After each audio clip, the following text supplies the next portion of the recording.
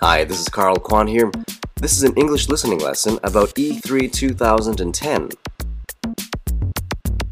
This is an English audio lesson from PC World about E3, a huge annual gaming convention. You're going to hear a story about the story, and then you'll hear the actual story. This will help you practice listening to someone tell a story, and you'll also get to practice listening to a news article. For those of you who have class with me, please listen to the stories at least 10 times before class and 10 times after class. For those that don't have class with me, here's what I want you to do. Number 1, listen to everything once. Number 2, listen again, because listening to shorter material more often is more beneficial than listening once or twice to something longer. Number 3, listen a third time, but stop the audio after every 5 seconds. When you stop the audio, write down one key point or key word that you heard.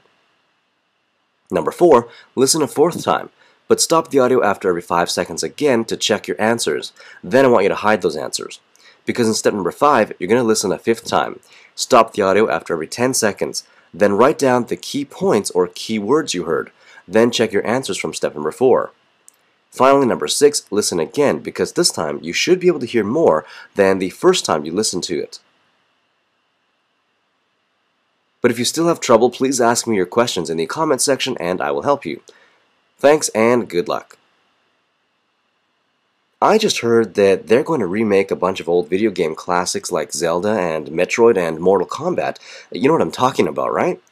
Well, those are the names of some really popular video games from back in the day when the Nintendo 64 was out and there was only a PlayStation 1. I think it's kind of weird to remake a bunch of old games. Even the writer of the story said that it seems kind of stupid to remake old games.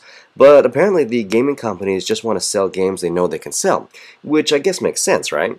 But I think the other reason is because almost all the game developers are getting killed by Apple. Anyway, were you ever into or are you into games at all?